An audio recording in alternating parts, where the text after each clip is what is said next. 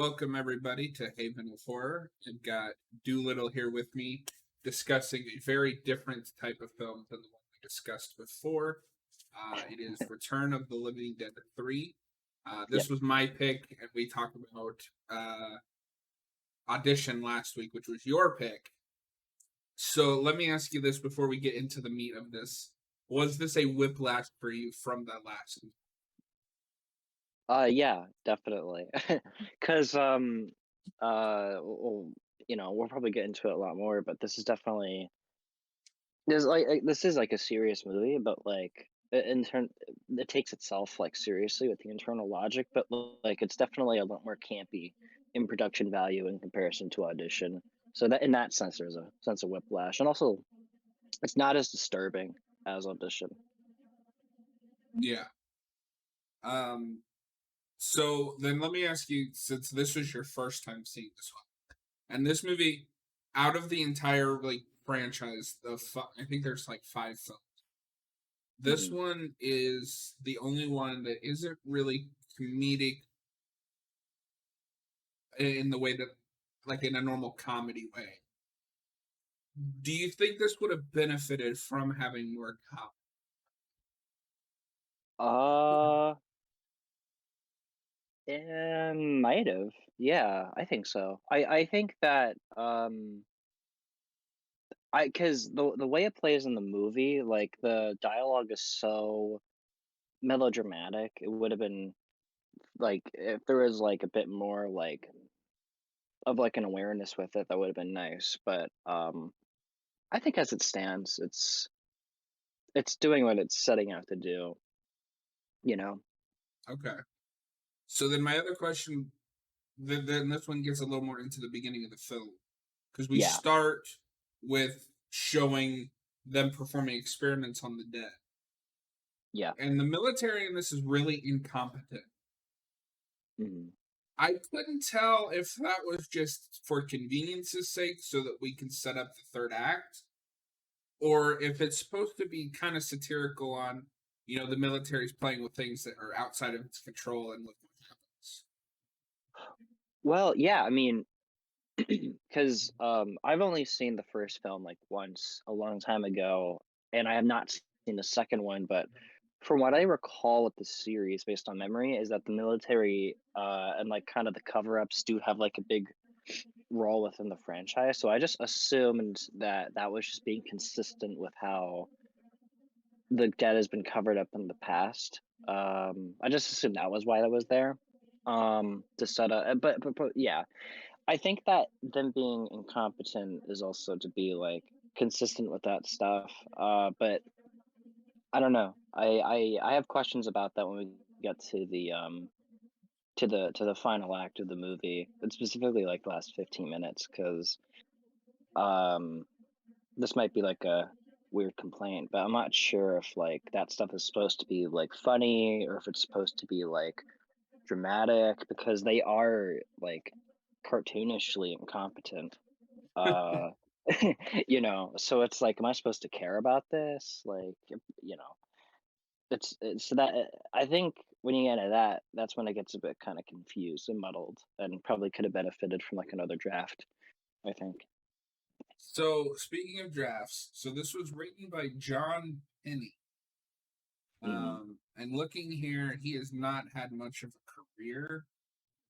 In fact, I have not heard of anything on his written.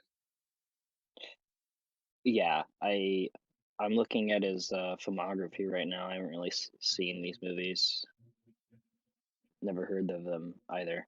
But more interestingly, it's directed by Brian Usna. I'm probably Hmm. butchering that pronunciation. Who has had somewhat of a career, most noticeably for directing the Reanimator sequel, Bride of Reanimator. Hmm. And it's actually, I guess I should say both Reanimator sequels, which progressively get worse. But it kind of has that same hallmark of we're kind of dark, over the top, but what the real appeal is the special effects. And at least for me personally, this nails the effects. Everything looks good. Um, Yeah. if I had Um, one complaint, I think her transformation at the end is not there long enough, considering no. that's kind of what they sell the movie. Yeah, it would have been cool to have seen that throughout the movie because she looks awesome. Like that's a cool design. So it would have been cool to like have that throughout the film. It's also like legitimately like a pretty disturbing design as well. So it would have been cool to, kind of see that fleshed out, you know. Um Also interestingly, he produced Reanimator as well, like the first one. Hmm. So he's been involved with Reanimator. Like he has a pretty like a stake in that franchise. So I think it is interesting that he did go on to do Return of the Living Dead 3, you know. He also Yeah. co-wrote Honey, I Shrunk the Kids, which is a very different movie from this. Yeah. Yeah, I mean, it seems like a lot of his work is in B movies, and this is absolutely a B movie. Hmm. So to get into, I guess, the main plot of the film, or at least discussing parts of it, the most important thing in this movie is the two main characters in their relationship. Yeah. So the question is, did that work for you?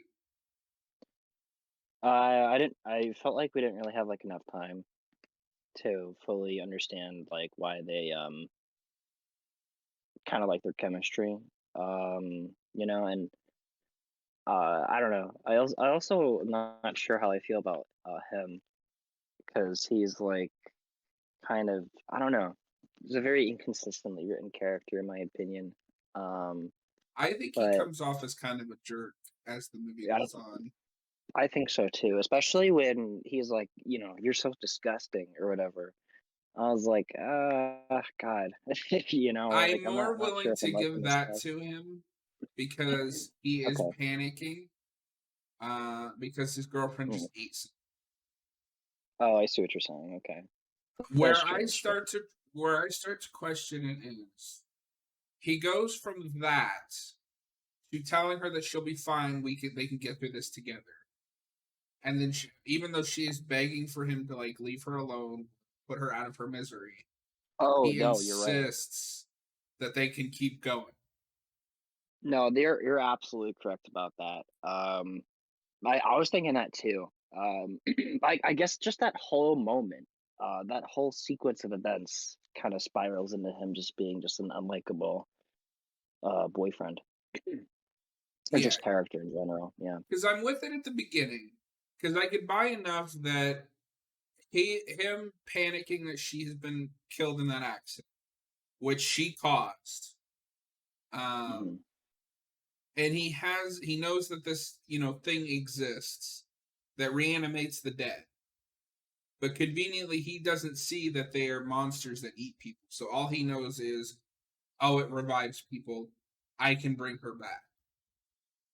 Yeah. And we kind of get this aspect that he's not really close to his dad, so she's kind of really all he has.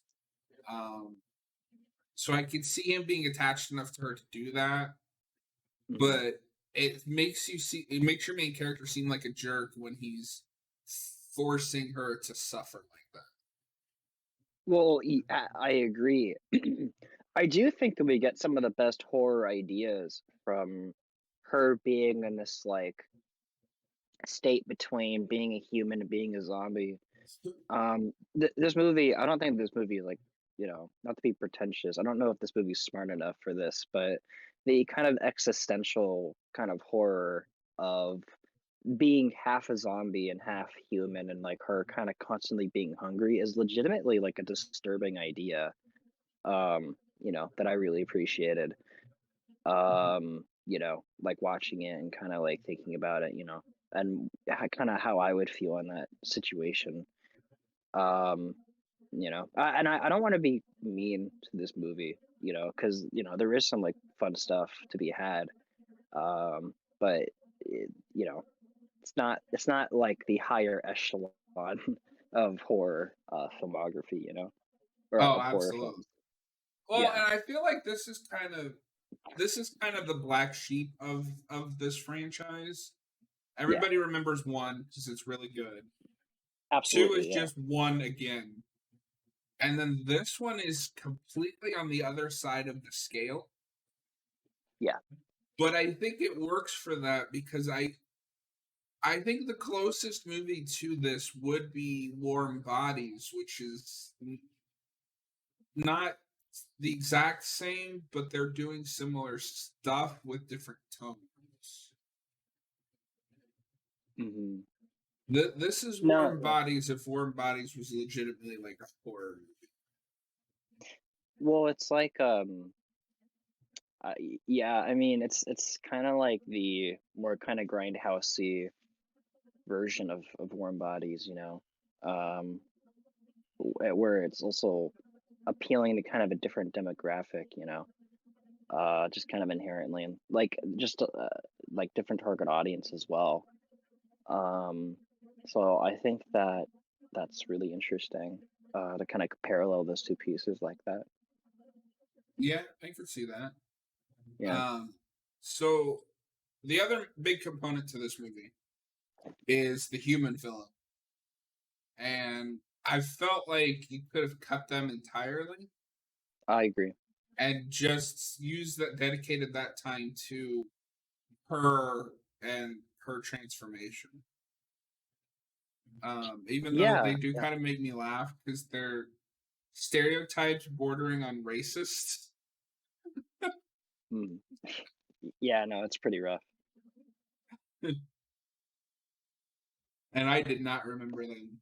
The way I remember this movie is her slowly mutilating herself over the course of the movie until you get Mhm. to that final form. But no, she like pierces her lip once, and then they just instantly cut to that form. Yeah, I wondered about that 'cause, I feel like there could have been, like, a great opportunity to do things with, like, identity, you know, in relation to, like, your partner kind of, like, changing throughout the course of, like, the movie, like, your like, someone's romantic partner kinda changing to the point of being unrecognizable like that. I feel like they could have played with that, you know, uh, but they didn't, and instead it's just kinda allocated to one kinda, like, scene, you know, kinda close to the end of the movie. Yeah. So this movie obviously is called Return of the Living Dead 3, but I mean, really, it's just because of the trioxin. Yeah. That's the formula. Do you think that we could remake this under a different name and maybe improve the script? I mean, probably. I feel like, it's a concept that, like, you could probably take and you can kinda do somewhere else, um, most likely. I think that's entirely possible. Because it's such a base kind of idea, right? Mhm. Um, you know, I feel like, someone you love dies and you bring them back to life, I feel like you could probably do a story like that, and you could probably do it like a million different ways and probably make it new. Um, you know, Well, the if you most if you do a famous good job version with of that. that is Pet Cemetery. Absolutely, yeah. Or Frankenweenie. Um, is an example of that where, a boy's dog dies and they bring the dog back to life. Yeah. So, how do you feel about the girl herself? We talked about the guy a little bit, but how do you feel about what is her name, Julie? Yeah, I thought Julie was I thought that the actress did a good job. Um, Again, I don't have like a super good handle on any like on her like characterization, you know? Um, I don't even know if I really I because I mean with the guy it's like I have a handle on his characterization, but I don't think I like that guy. Whereas with her it's like I don't really know like what her wants or desires are, what makes her tick, you know? Um, with the father, we get a little bit more of that later. Like with the mom, you know, Mhm. passing away and all that, and like moving, like and him trying to struggling to to cope with that.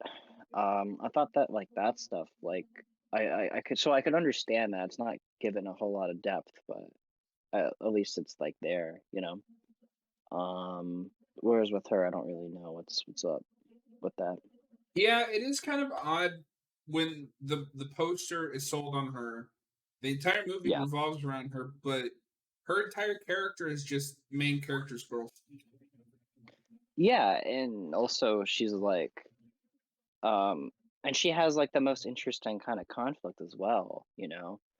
Um, where like she's kind of struggling to figure. Actually, you know what this reminded me of is iZombie, the concept for that, you know, where she's like a zombie, but like you know she doesn't want to like fully succumb to that condition, so she has to like eat like food with like brain stuff, you know. Like I thought like that stuff was like really interesting. You know, and I feel like this was kind of I don't know, it just kind of reminded me of that, and I feel like that's like an interesting kind of status quo for your character to be in. It would have been cool to have fleshed that out maybe, and to see how like, but like kind of give us a little bit more of her, you know, and her character, you know. Yeah, I Yeah. do kind of wish because the way the movie plays it, even though it's sold on on Julie, is that Kurt is still the protagonist. I wish Hmm. we had just made her the protagonist, and then the boyfriend comes in, and then the accident happens. Because all I we really agree. get about her is she's kind of nuts. Hmm. Like we get a line where she's talking about like she really wants to see a bunch of animals get cut open. Oh, I don't remember that. Yeah, it's like it's one of their first scenes together. She's talking about how like they're going to be doing a like an autopsy on some animals or something, and then that's when they sneak down and see the zombie reanimated. Oh, And wow. then Okay. she causes the accident by groping him on a motorcycle. I don't know. I don't I don't know if I like this person. They're Jeez. kind of both awful people, Yeah. but I almost wonder if you have to be to go to the degree extremes that he ends up going to save her. Mhm. But I Yeah, think it could maybe. be interesting to start with her being an awful person, but then, or at least like she's an awful person, but you know it's all the front. She's just trying to be like cool to impress him. But when she's really Yeah. turning into a monster, she realizes that's not who she is. Right, right.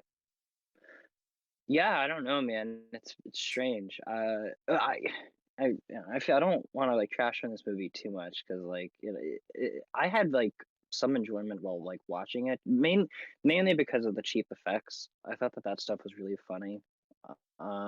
You know, actually, more we're talking about this, more I kind of just wish that this was just a straight up comedy. Honestly, like because I feel like this would probably serve itself way better if it was just like not because Return of the Living Dead, the first one, from what I remember, isn't like farcical, but like it is like a bit more exaggerated in a It's lot of ways. very over the top. Yeah, like I kind of this maybe this movie just should have been more like that with the kind of characterizations we're getting here, so that like I don't know. Yeah, that's I don't know. I think that that's where we're heading towards, or where I'm heading towards, in my opinion, rather. So I will say before we go any further into some criticisms, I at the end of the day, this movie has problems, and I think it's problems that need to be discussed. But as Yeah, a B movie that was made for a very low budget, I think it is an enjoyable watch. But it's not never going to live up to that first film, which I consider a masterpiece. that's Um, fair. I also think this movie could be fun, like with a group of people. I think.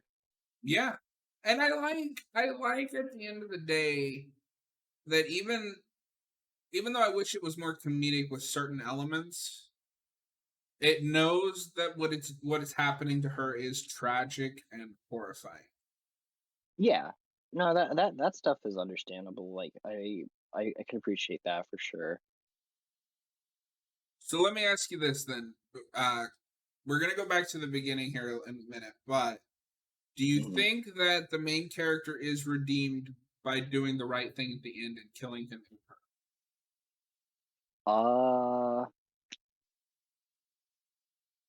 I don't know. I don't think so. I think that I think that that was like I thought that that was like a nice choice overall. Like it would have been kind of like rough if like they didn't do that. I don't think that he was like redeemed though. If that makes any sense. Like he just kind of did what had to be done Mhm. in that moment. Well, with this franchise, I don't remember how two ends. But this franchise is not above having the darker ending where like the zombies win. Hmm. So I could have seen them going the route where he makes the selfish choice and the zombie outbreak happens. Because like none of these movies are really in a continuations of each other. Hmm. So I could have seen them going that route, and I think that could have been interesting. Just because I really do like when a movie is willing to go like, what if the monster wins? Yeah. Um, so I mentioned I want to go back to the beginning because we talked a little bit about we're not sure if the military stuff is supposed to be satirical or anything, but the beginning is really funny because that zombie gets out and the only gun they have takes two people to reload. Yeah, you're right. And I'm like, I don't know if this is supposed to be satire or if they think this is like legitimately how this would work. That's the Yeah, most no. like poorest design of a gun I've ever seen. Yeah, no, it's very silly. That whole sequence, when the zombie gets out, I was like, "Oh yeah, like this is like funny schlock." Like when the zombie takes the guy and slams him repeatedly against the wall like that, and it looks so like fake. I was like, Yeah, "Oh, like this is like fun B movie crap." Like I think this is hilarious. And then as it went on, I was like, "Oh, it's like really taking itself seriously." You know? yeah. I almost wish if I could rewrite this movie, I would take everything with the two main characters seriously, but everything Mhm. around them is insane. Yeah. Uh, maybe kind of like like Ash vs Evil Dead, where like to Pablo and Kelly, it's kind of terrifying and serious, but to Ash and like the greater world around them, it's just insanity. Like, Hmm.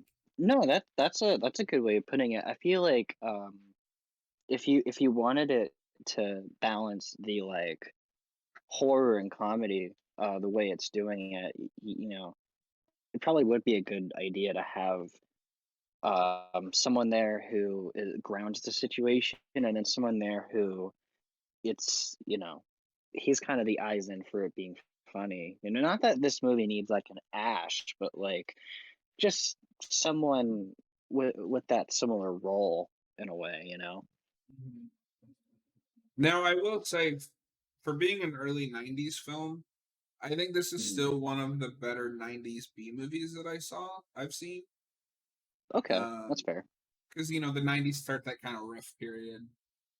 Slashers were kind of on their way out. Scream hadn't come out yet.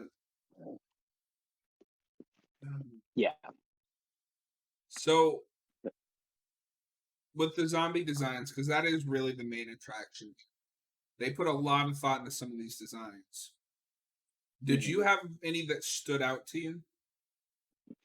Um, I like the zombie design when like I think it's like after he exposes her to the stuff that makes her a zombie.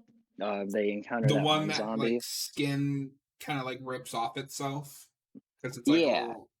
That one's yeah. good. And then I like when the gang leader pops back up at the end and like his spine has extended out and it's just a head and a spine. Hmm. No, yeah, that's a very disturbing design. And an interesting like concept for a zombie. Because the other thing too about Return of the Living Dead, what I remember with that first movie is that like different appendages can be reanimated as well, and I feel like that part kind of is consistent with that, you know? Yeah, it very much is. Most famously in the first movie, there is a zombie that's just like a head on a spine with no other limbs. Mhm. I'm looking forward to doing that one eventually, but that's like a Fourth of July. Oh, that's fair, yeah, and I'm excited to go back to it because I don't really remember too much about it outside of, like, a couple things. So it'll be fun to go back to that and, hey, maybe even see the second movie. Yeah, the second movie's not. It's just like I said, it's just the first movie again. Yeah, that's fair. Well, most of the movie is just them on the run and him like trying to figure out what's happening to her. Uh, Anything else that really kind of stood out to you about this movie? Um, Not really. Some of the score, like the musical composition, I thought was pretty funny. But nothing too crazy, you know. I hope that we weren't like too mean, you know. But that's I don't know. It is Yeah. what it is. Oh, for sure. So again, I just want to reiterate to the people listening: there's problems with this movie that definitely need to be addressed. But this movie does a Mhm. lot of cool stuff with the zombies and like the undead ideas, and that's what the movie's really interested in. It's just bogged down by unnecessary subplots like the human villains, and that stuff takes away from really developing these characters. And with a plot like this, that really relies on you connecting with the characters and feeling bad for the tragedy that's happening to them. You need to be able Yeah, to connect to those characters. like we have a whole thing about the the main guy wanting to be a drummer. I don't think we ever see him once practice the drums or anything like that. Like we never see that, like ever. It's very I don't know. No, the That's only very really thing underrated. that comes out of that is just when he storms off, he's holding a pair of drumsticks. That's true, but we never see him do anything with Yeah. it and all that. Yeah, it's very strange that we never see that. The other weird thing is this. I don't remember how it works in the originals, but they kind of go more Romero with it, where a simple bite can infect you, Mhm. but yet they seem to crave brains like in the old other ones. So Yeah. it's really strange that they bite people anywhere but their head. Yeah. Well, she does eat the guy's brain in the car Yeah, but the what sets off the conflict with the gangsters is that she bites that one guy on the arm. on the arm. Yeah, And then at the that's true. beginning, during that really goofy military scene, the one zombie like bites that dude's hand off. Yeah, that's true. Yeah, this movie is very inconsistent with that. Wow. Okay, the one thing I do want to talk about because I've actually felt bad for him is Mhm. what is that guy's name? The like homeless guy that takes him in Riverman. Oh yeah, yeah, He was so good, and I felt yeah. He so was pretty bad for bad. him. Yeah, That Riverman's awesome. that scene where they're like putting him into the exoskeleton, I was like, oh man, can't do that to Riverman. Nah, Riverman's cool. I like Riverman. Who is a zero? It killed Riverman. It's a Well, great Mega Man villain. Is Riverman. well, Doolittle. Despite all the issues that I have with this movie, especially after talking about it, I am still going to give this a 3.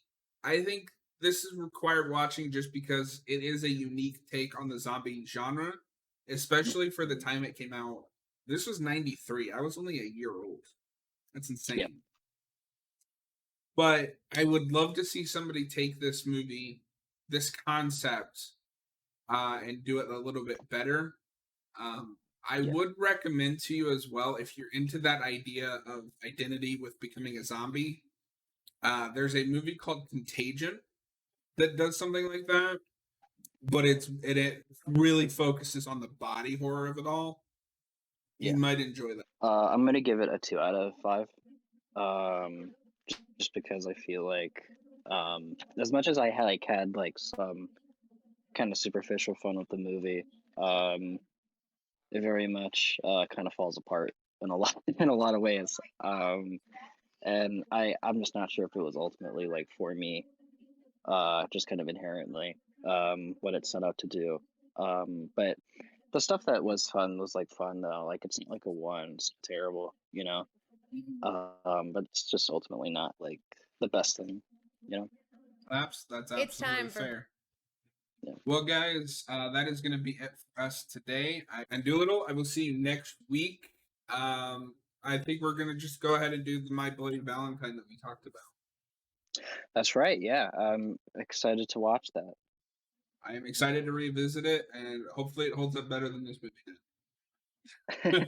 Yeah, for sure. Yeah. I hope it does. It's the remake, which is going to be interesting to go to. Yeah.